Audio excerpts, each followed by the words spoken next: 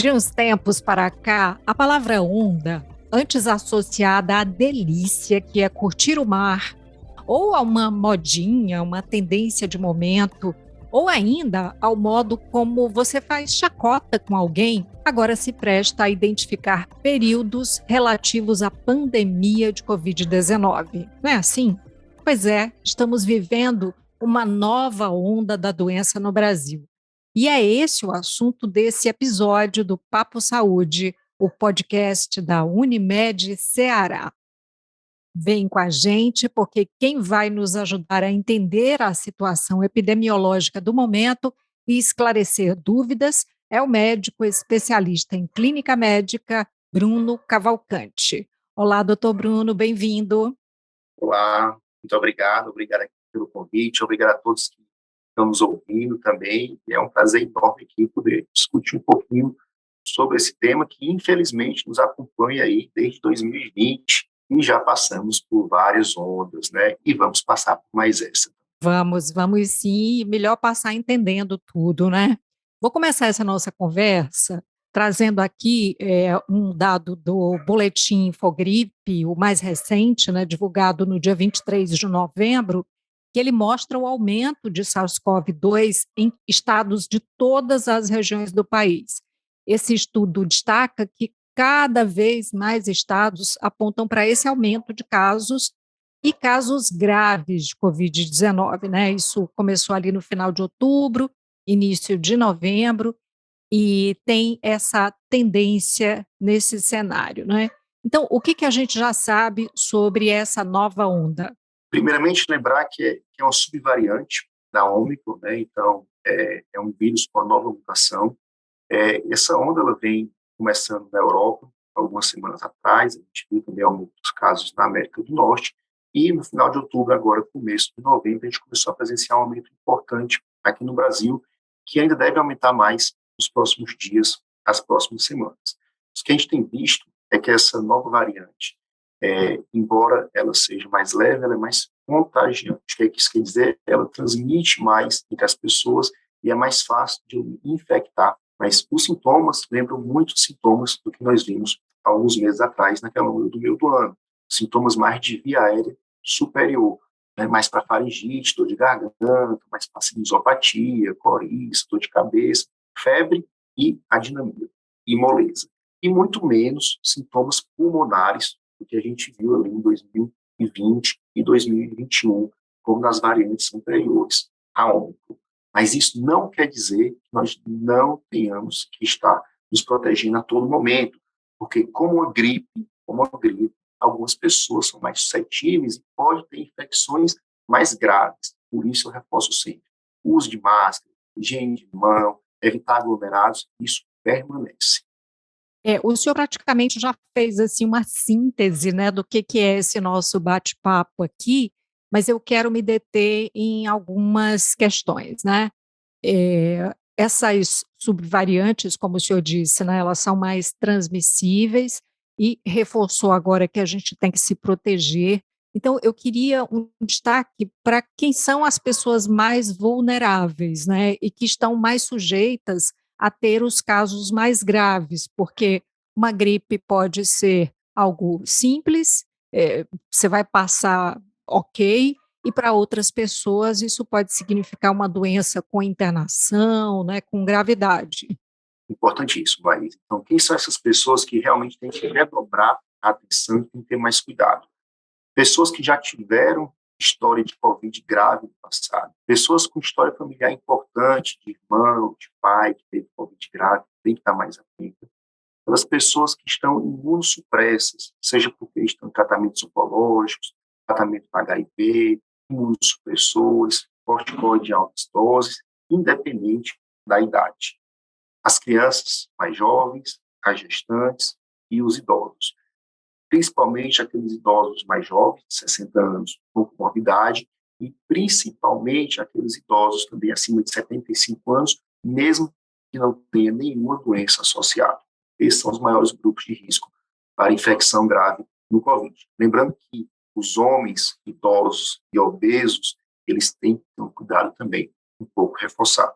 É claro que se a gente quer proteger os que a gente ama, é preciso voltar a usar máscara. É assim mesmo? No Ceará, por exemplo, a gente já tem a recomendação para usar em ambientes fechados e em ambientes abertos, até em que haja aglomeração. A gente tem São Paulo, que voltou a tornar obrigatório o uso da máscara no transporte público. Precisamos voltar a usar máscaras? Essa pergunta é sempre polêmica, mas é muito importante, Marisa. A máscara, eu acho que é uma forma de etiqueta de saúde. A gente tem que aprender a usar máscara, e isso aí talvez seja um dos poucos legados bons que a pandemia deixou. A gente precisa aprender a usar máscara como forma de etiqueta em saúde. Se eu estou doente, independente do que seja, uma pneumonia, uma gripe, um resfriado, uma rinite alérgica ou um Covid, meu nariz está escorrendo, eu não estou me sentindo bem, eu estou com dor de garganta, é bom senso eu colocar uma máscara para proteger os outros, não é para me proteger os outros, porque se eu espirro, se eu vier a tossir, eu estou evitando que essas partículas se dispersem pelo ar. Então, quem está doente, essa pessoa tem sempre que usar máscara.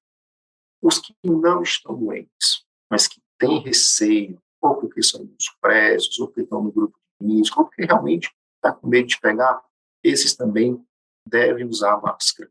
E o que a gente está vendo é que em várias cidades já está se tornando obrigatório novamente o uso de máscara, porque as pessoas não respeitam o básico, que seria isso que eu acabei de falar. Então, BH está voltando a usar máscara, a própria ANAC também, a própria sistema de aviação também obrigou agora que se use máscara nos aeroportos e nos aviões, e no hospital nós nunca deixamos de usar mais máscara, né? A máscara hoje ela é obrigatória.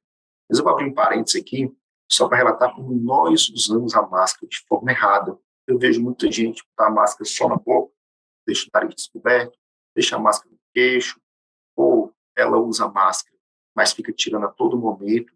Então, essa máscara também não tem muita utilidade. A gente tem que aprender que a máscara veio para ficar, a gente tem que saber utilizá-la e usar sempre que eu tiver ou com medo, ou que eu tiver com alguma suspeita de qualquer doença, para proteger o próximo. Lá no início da pandemia, não é, quando a gente começou a usar máscara, o importante era usar, né, não interessava nem de que tipo era. Na medida em que as pesquisas foram sendo feitas, os estudos e se descobrindo mais, aí viu-se que as máscaras que antes já eram usadas, veja só, na construção civil, né, por pintores, enfim, que aquelas alias tipo N95 e as máscaras cirúrgicas usadas nos hospitais, nos postos de saúde, que essas são as melhores. Continua valendo isso, né? Continua assim. Então, se você está gripado, resfriado, Covid, a máscara normal, cirúrgica, ela é excelente para prevenir que aquelas gotículas que você espirrou, que você tossiu, se espalhem pelo ambiente. E se você está com medo, está com receio, não quer adoecer, realmente a melhor máscara que tem é a máscara tipo N95, porque ela realmente consegue fazer um pedaço melhor bilateral, então ela deixa a filtragem muito mais segura. Mas a máscara cirúrgica ela também é muito boa e é muito eficiente, né? E as máscaras de pano, contanto que tenham confecção adequada, com dois tecidos adequados, também geram uma proteção muito boa. Vamos falar dos testes, então, porque voltamos a testar mais, não é? Durante um período ali a gente ficou de boa, né, e tal. Agora as pessoas voltam a procurar mesmo os testes de farmácia, já é um aumento, né? Qual é o momento certo para fazer o teste? E que teste é o mais adequado? Então, nós temos hoje no Brasil 3 tipos de teste, né? Nós temos o teste caseiro, que a pessoa compra aquele kit e pode testar em casa. Nós temos o teste de antígeno, que é o que é feito na farmácia, também nos laboratórios. E nós temos o PCR, que é aquele que demora um pouco mais, né, e que vai com uma máquina mais específica. Então, logo você sinta qualquer sintoma, possa ser Covid, o ideal é se testar. Comecei a ter sintoma, eu vou me testar. Pode até ser um autoteste feito em casa. Agora, se esse autoteste se der positivo, eu preciso confirmá-lo com algum teste, seja ele de farmácia, seja ele de laboratório. Eu não posso ficar só com esse autoteste. E não é bom também que eu espere. Por que não é bom que eu espere? O tratamento do Covid, que a gente pode falar um pouquinho mais na frente, com essa nova medicação que entrou agora no mercado, que é o Paxlovid, ele deve ser feito o mais precoce possível. Para ele ser feito, eu preciso ter teste positivo. Por isso que é importante, tão logo começam os sintomas, eu me teste. Mas aí vem uma pergunta, mas Bruno, ele não pode vir falso negativo? Isso é, eu não posso estar doente, o teste vir negativo? Pode. Se isso acontecer, a gente repete por 24 horas. Mas ideia é que se teste o quanto antes. Perfeito. E uma vez que testou, deu positivo, mas a pessoa está ali com sintomas leves, né? E qual é a orientação? Porque eu tenho visto gente que está saindo, mesmo com o teste positivo, mas ela sai ali de máscara e ela acha que está protegida, que está protegendo os demais. Tem que fazer aquele isolamento, não é? O ideal é realmente, teste deu positivo, primeira coisa, usar máscara. Segunda coisa, manter um isolamento mínimo de 5 dias. As pessoas precisam se afastar. Porque mesmo ela estando de máscara, a gente sabe que a máscara não é 100%. Depois ela vai se deparar no meio do caminho com pessoas que estão sem máscara. E essa pessoa pode estar gestante, essa pessoa pode ter um câncer, essa pessoa pode ter alguma doença. E mesmo assim, a gente sabe que ela tira a máscara no momento. Seja que vai tomar um copo d'água, vai comer alguma coisa, vai coçar o nariz, vai assoar o nariz, ela acaba tirando a máscara e se desprotegendo, e desprotegendo quem está próximo dela. E qual é o momento de alerta, né? O senhor falou do tratamento. Essa é uma preocupação, assim, né? Porque tem um termo que lá no meu interior, né, as pessoas usam, ai, fulano guardou a gripe. É dramático isso, não é? Porque às vezes a pessoa pensa que ela, não, vou esperar só mais um pouco porque eu vou melhorar. E às vezes acontece de ter uma evolução muito rápida, não é? O ideal é que todo mundo pudesse ter acesso ao médico, lógico. O ideal seria isso, no mundo ideal, que a gente não consegue. Mas a gente sabe que essa variante, a grande maioria das pessoas vão ter sintomas leves, com dor de garganta, um espirro, uma febre, que vai durar ali 48, 72, podendo ir até 96 horas. E vai passar como uma gripe. Essas pessoas podem se monitorizar em casa, né? Se ela tiver algum médico para fazer telemedicina ou para mandar alguma mensagem, ótimo. Mas, se surgir qualquer sintoma de alarme, o que são esses sinais de alarme? Febre, que não passa. Tosse, o paciente começa, falta de ar por si só. Aumento das expulsões, né, da quantidade de respiração. Dor de cabeça, muito importante.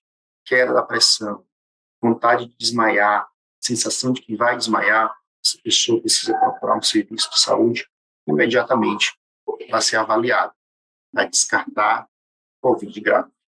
Outra coisa, se esse paciente persistir mais do que 3 a 4 dias com febre que não cede, né, ou se os sintomas passarem de 5 dias, é importante também que esse paciente procure atendimento médico para fazer exames e ver os marcadores de COVID grave, né, como ferritina, o LDH, os linfócitos e o PCR. Ou aquele paciente, mesmo com COVID leve, ele está no grupo de risco que nós estamos anteriormente. Imunossupressos, pacientes oncológicos, paciente muito idoso, com comorbidades. Esses também devem procurar atendimento médico. Entendi. E em que momento aqui o tratamento, por exemplo, vai se beneficiar dessa nova droga que o senhor já citou e que é um achado, né, em tão pouco tempo, como foi um achado a vacina, não é? Essa nova droga tem um nome difícil, chama Paxlovid, né, o nome da droga é essa. É um antiviral oral, ele vem no blister. O que é um blister? É um pacotinho que vem vários comprimidos dentro. Então, ele vem 3 comprimidos no blister, aí você toma 3 de manhã, toma 3 à noite, né, de 12 em 12 horas, por 5 dias. Essa medicação, assim como o Tamiflu, que é a medicação para influenza, ela tem que ser feita o mais precoce possível. Então, o estudo original foi feito nos Estados Unidos, mostrou o maior benefício para quem começou o tratamento nos 3 primeiros dias de sintoma. Mas a medicação é liberada nos primeiros 5 dias de sintoma. Esse reforço, quanto mais precoce começar, melhor o efeito da medicação. Quem é que tem benefício em tomar essa medicação? Porque a pergunta que eu mais ouço é: eu posso tomar? Eu posso comprar e devo tomar? Não, ela não é para todo mundo. Ela é um remédio, como qualquer remédio, também tem efeito colateral. Então, eu só vou dar essa medicação para quem realmente tem benefício com ela, que é justamente os grupos de alto risco, pessoas com imunossupressão, pessoas com câncer, pessoas em uso de corticoide crônico, pessoas com doença cardíaca, doença pulmonar, idosos acima de 65 anos com comorbidades ou idosos acima de 75 anos, mesmo que não tenha nenhuma doença. Esse é o grupo que tem o maior benefício. Só para finalizar, foi visto um estudo que diminuiu a taxa de internação e de morte por Covid em mais de 89% no grupo que tomou Paxlovid. Então, se dado para a população certa, a gente tem uma resposta, um resultado muito grande na diminuição de internação e de morte por Covid.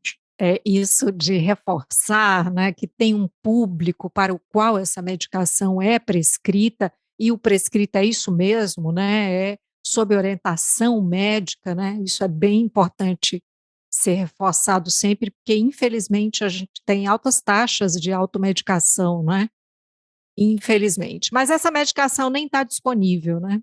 Essa medicação, a Anvisa liberou há 48 horas atrás, 2, 3 dias atrás, para venda nas farmácias, mas ainda não está disponível, porque a quantidade de medicação ela é pouca, então o que nós temos é ela no SUS. Então, no SUS, aqui no Ceará, nós já temos ela disponível, né, no Hospital São José ela é disponível, mas os critérios realmente são bem rigorosos para a dispensação. Só para ter uma noção, nos Estados Unidos ela está à venda já, e essa medicação para 5 dias, que são 30 comprimidos, ela deve custar em torno de 600 a 700 dólares. Então, é uma medicação que lá tem um custo muito alto. Então, é realmente uma medicação muito cara e deve ser dada, reforço isso, para quem realmente tem indicação, porque como todo remédio tem efeito colateral. Então, a pergunta assim que me vem assim, eh, tem alguma expectativa de, por quanto tempo vamos ficar nessa nova onda? Não dá para prever, né? Não dá para prever. O que a gente pode olhar é um pouquinho para trás, né, ver o que a história dos últimos anos nos mostrou, é que essas ondas elas tendem a durar em torno de 4 a 6 semanas, e algumas vezes se estender até 8 semanas.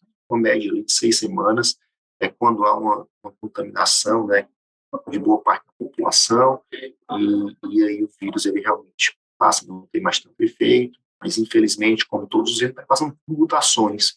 E aí, de novo, né, outra onda, 6 meses, um ano, e a tendência, infelizmente, é que ela fique uma influenza, né, ela vira uma doença endêmica, e a gente vai ter surtos anuais, tem que ter vacinações de reforço aí, talvez também. E aí o senhor falou da palavra mágica, né, a vacinação. Muitas pessoas ainda não tomaram as doses de reforço da vacina contra a Covid-19, né? Algumas sequer tomaram as doses iniciais, infelizmente, a primeira dose, a segunda dose, tem gente que não tomou. Eu queria que agora eu falasse da vacina, justamente porque quando a gente começou a fazer o Papo Saúde, a gente estava num momento muito difícil para nós, um momento difícil da humanidade. E nesse momento muito difícil, a ciência deu um passo importantíssimo, que foi encontrar a vacina, e a gente só está conversando desses sintomas mais leves justamente por conta dessa vacina, não é? Eu sou fã da vacina. Eu tenho 2 filhas bebês em casa, então elas tomam todas as vacinas. Eu nunca perguntei onde é que elas são feitas, qual o laboratório, qual a marca. Eu somente sigo o pediatra que eu escolhi para minhas filhas, orienta em vacinas, com todas as vacinas. Né? A vacina mudou a história da humanidade para várias doenças. Se você olhar para o seu braço, você vai ter uma marca lá da BCG, reduziu bastante o número de óbitos por tuberculose grave. E olha que interessante, não evita de ter tuberculose, evita tuberculose grave. Então, a gente conseguiu mudar a história da humanidade graças à vacinação. Quando a vacina começou para a Covid, eu fui um dos primeiros aqui no estado a me vacinar, estava lá no CAGED, super empolgado, tirei fotos, ficava na tela de fundo do meu computador, para cada consulta que eu fazia, eu mostrava para os pacientes, olha, tá vendo? Eu me vacinei. Eu me vacinei e vou tomar todas as doses da vacina, porque realmente muda o rumo da doença. A gente tem que entender isso. Mas eu ouço muito no consultório, mas a seguinte pergunta: doutor, eu tomei as 4 doses e estou aqui com Covid, como é que pode? Então é importante a gente lembrar que a vacina ela é um escudo, ela vai proteger que eu leve aquela bala na cabeça e aquela bala no coração. Mas eu ainda posso levar uma bala no braço, posso levar uma bala na perna. Então, o que a vacina vai fazer é proteger contra aqueles casos muito graves, aqueles casos mais complexos, proteger que eu tenho morte por aquela doença, não é 100%. Mas ela não evita que você pegue a doença. É assim para a vacina da pneumonia, é assim para a vacina da influenza, É assim para grande parte das vacinas. Ela vai evitar que você tenha a forma grave da doença. Você continua podendo ainda ter a doença, mas de forma mais leve. Fazendo uma metáfora, é como se eu estivesse fazendo uma musculação, um treinamento do meu sistema imunológico. Então, quando ele vê aquele vírus, ele já vai conhecer aquele vírus e vai agir de forma mais rápida e mais precoce. Entendi.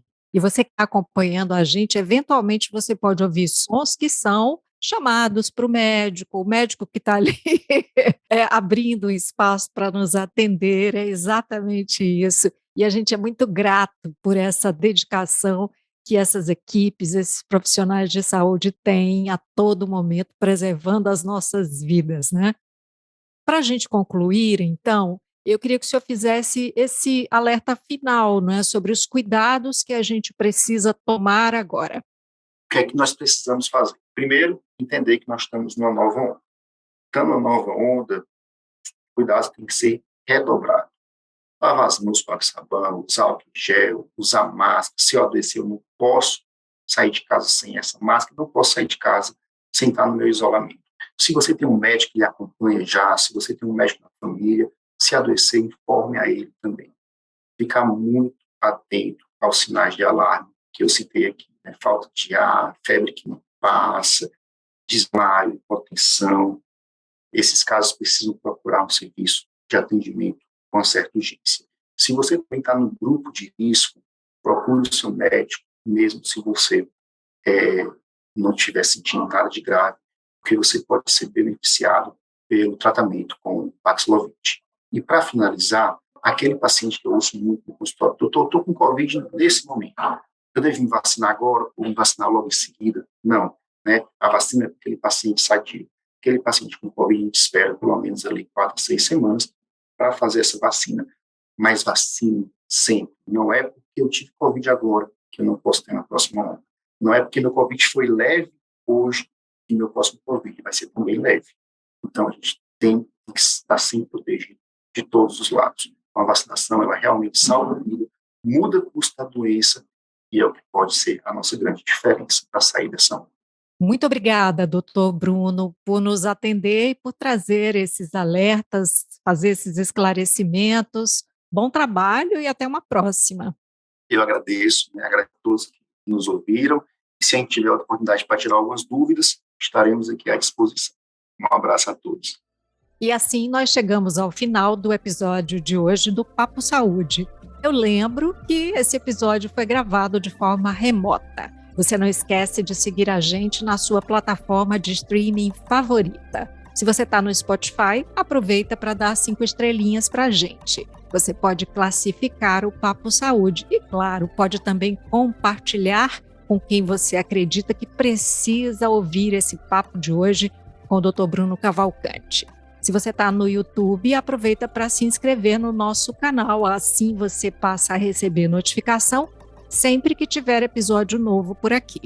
Cuidar de você, esse é o plano. Você pode entrar em contato com a Unimed Ceará pelos perfis oficiais no Instagram e no Facebook, ou pelo site acessando www.unimedceara.com.br. Esse podcast é desenvolvido pela Leme Digital. Até a próxima. Saúde!